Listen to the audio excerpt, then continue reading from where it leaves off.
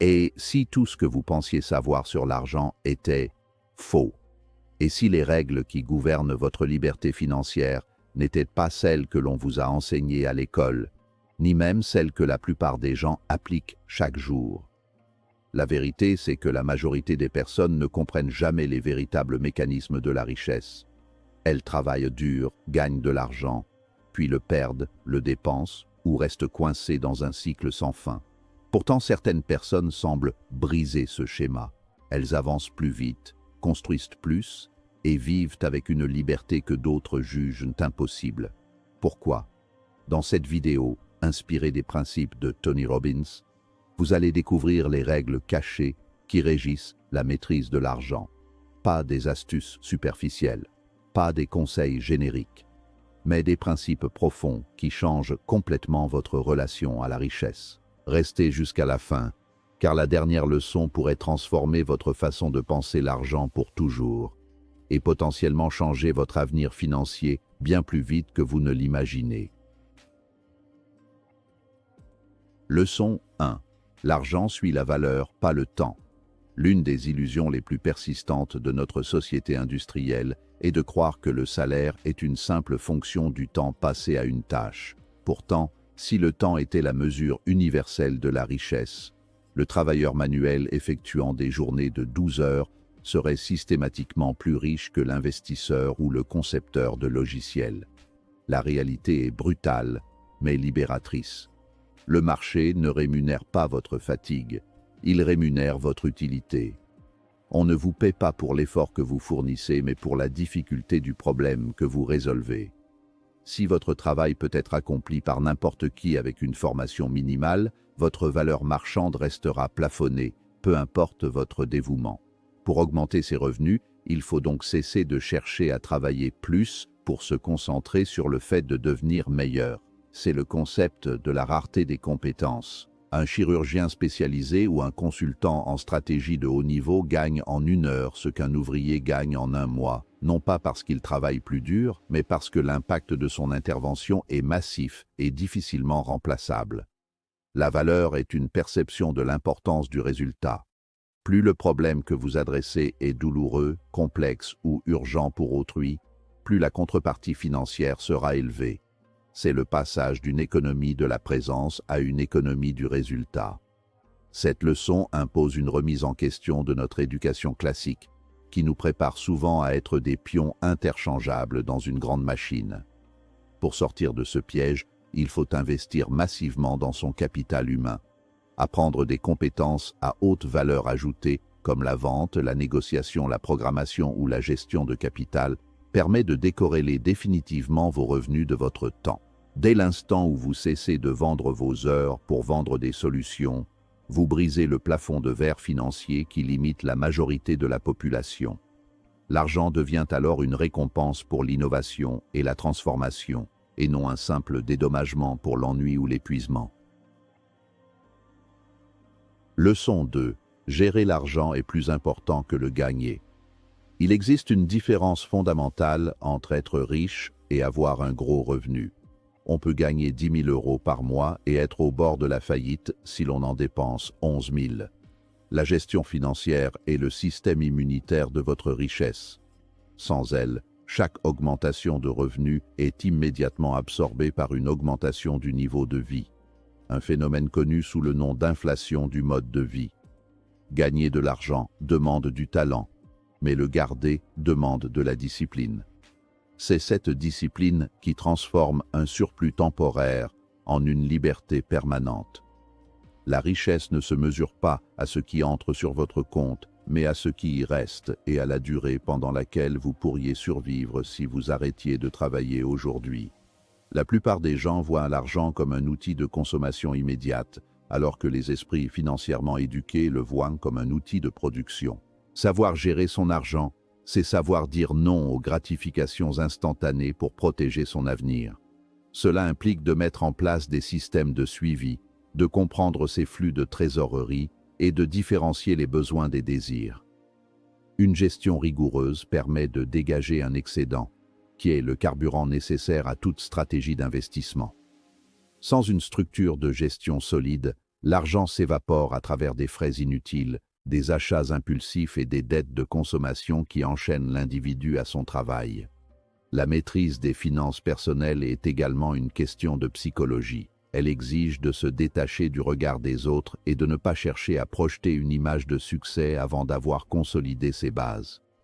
La véritable liberté financière commence lorsque vos revenus passifs couvrent vos dépenses de base, et cet état est inatteignable si vous ne contrôlez pas vos sorties d'argent.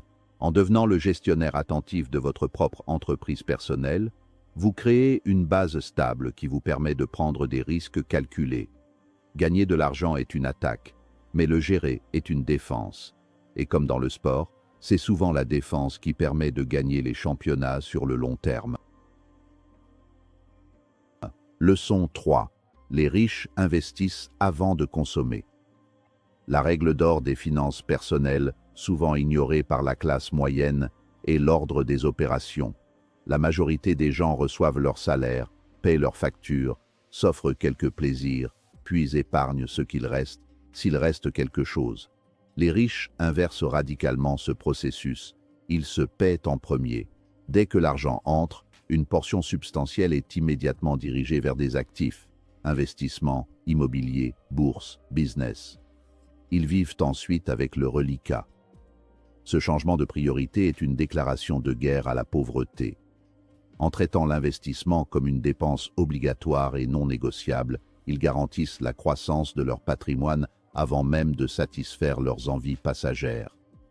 Investir avant de consommer nécessite une mentalité de sacrifice différé. Cela signifie accepter de vivre en dessous de ses moyens pendant une période donnée pour pouvoir vivre comme personne d'autre plus tard. L'idée est de transformer ces euros en soldats dont la mission est de capturer d'autres euros. Chaque billet dépensé dans un objet de consommation qui se déprécie est un soldat perdu pour toujours. En revanche, chaque billet investi est un employé qui travaille pour vous 24 heures sur 24. C'est cette accumulation de capital productif qui finit par créer une masse critique où les intérêts générés deviennent supérieurs aux dépenses, rendant le travail optionnel. Cette approche redéfinit également la notion même de luxe. Pour l'esprit riche, le luxe n'est pas acheté avec le revenu du travail, mais avec les bénéfices des investissements. Si vous voulez une voiture de luxe, vous ne travaillez pas plus pour la payer. Vous achetez un actif qui génère suffisamment de flux de trésorerie pour couvrir les mensualités de la voiture. De cette façon, l'actif reste en votre possession et continue de produire de la valeur une fois l'objet de consommation payé ou démodé.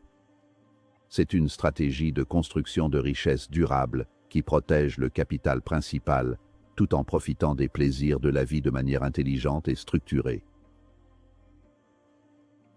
Leçon 4. Votre mentalité détermine votre niveau de richesse. La richesse ne commence pas dans votre portefeuille, mais dans votre esprit.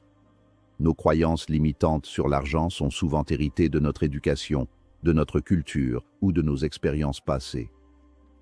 Si vous percevez l'argent comme quelque chose de sale, de rare ou de difficile à obtenir, votre subconscient sabotera vos opportunités de croissance. À l'inverse, une mentalité d'abondance voit des opportunités là où les autres voient des obstacles.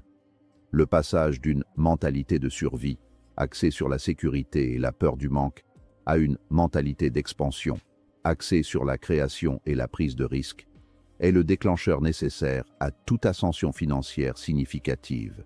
Penser en termes d'expansion signifie comprendre que l'économie n'est pas un gâteau à partager, mais un espace en constante création. Celui qui possède une mentalité de richesse ne se demande pas « combien puis-je obtenir ?», mais « comment puis-je apporter plus de valeur ?» Il comprend que sa situation financière actuelle n'est qu'un reflet de ses pensées et de ses actions passées, et qu'il a le pouvoir de la modifier en changeant sa vision du monde. La peur de l'échec est remplacée par la soif d'apprendre. Au lieu de dire « je ne peux pas me le permettre », il se demande « comment puis-je me le permettre ?»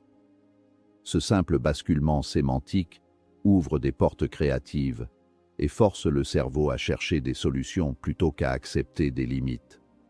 De plus, la mentalité de richesse inclut la notion de responsabilité totale. Les personnes riches ne se voient pas comme des victimes des circonstances, de l'économie ou du gouvernement. Elles prennent l'entière responsabilité de leurs résultats. Elles savent que leur réseau social, leur lecture et leurs habitudes quotidiennes sont les fondations de leur succès. En s'entourant de personnes qui ont des standards élevés et en se formant continuellement, elles élèvent leur propre thermostat financier. Votre revenu a tendance à stagner au niveau de votre développement personnel. Pour avoir plus, il faut d'abord devenir plus. Leçon 5. L'effet de levier est la clé cachée. Si vous comptez uniquement sur vos 2 mains et vos 24 heures par jour pour devenir riche, vous êtes condamné à une croissance linéaire et limitée. Les riches, eux, utilisent l'effet de levier pour obtenir des résultats exponentiels. L'effet de levier consiste à utiliser des ressources que vous ne possédez pas nécessairement en propre pour multiplier votre impact. Le premier levier est l'argent des autres, la dette stratégique. Emprunter à un taux faible pour investir dans un actif qui rapporte plus. Le deuxième levier est le temps des autres. Déléguer des tâches à faible valeur ajoutée pour se concentrer sur la stratégie. Sans levier, vous travaillez pour l'argent. Avec le levier, vous faites travailler le monde pour vous. Un autre levier puissant est la technologie et les systèmes. À l'ère numérique, un logiciel, une vidéo ou un livre peut travailler pour vous indéfiniment sans coût marginal supplémentaire. C'est le levier de la réplication infinie. Une fois le travail initial effectué, le produit peut être vendu à des milliers de personnes simultanément. De même, le levier de la connaissance permet d'utiliser l'expérience de mentors ou d'experts pour éviter des erreurs coûteuses et gagner des décennies de temps. En absorbant le savoir de ceux qui ont réussi, vous louez leur cerveau pour accélérer votre propre progression. Le levier transforme un petit effort en un résultat massif. Enfin, le levier des équipes et des réseaux permet de bâtir des empires. Personne ne devient milliardaire seul. En créant une synergie entre des individus talentueux, on obtient un résultat bien supérieur à la somme des parties. Le riche ne cherche pas à être la personne la plus intelligente de la pièce, mais à s'entourer de ceux qui complètent ses faiblesses.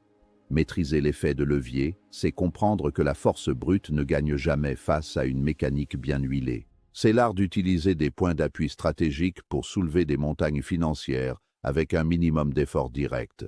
C'est la transition ultime du travailleur acharné vers le bâtisseur de systèmes. Au fond, la maîtrise de l'argent n'est pas une question de chance, ni même uniquement de compétences techniques. C'est avant tout une transformation intérieure. Ce que vous avez découvert aujourd'hui montre une chose essentielle. Les règles du jeu financier ne sont pas toujours visibles pour tout le monde, mais elles influencent pourtant chaque décision, chaque résultat, chaque niveau de vie. Si vous continuez à penser comme la majorité, vous obtiendrez des résultats similaires à la majorité. Mais si vous commencez à appliquer ces principes, valeurs, gestion, investissement, mentalité et effet de levier, alors quelque chose change profondément. Votre rapport à l'argent cesse d'être une lutte et devient un système que vous apprenez à maîtriser. Ce n'est pas un changement instantané, mais une direction. Et chaque décision que vous prenez aujourd'hui peut soit renforcer votre situation actuelle, soit construire la liberté de demain. La question n'est donc plus « combien gagnez-vous ?», mais plutôt « comment pensez-vous et utilisez-vous ce que vous gagnez ?» car c'est là que tout commence.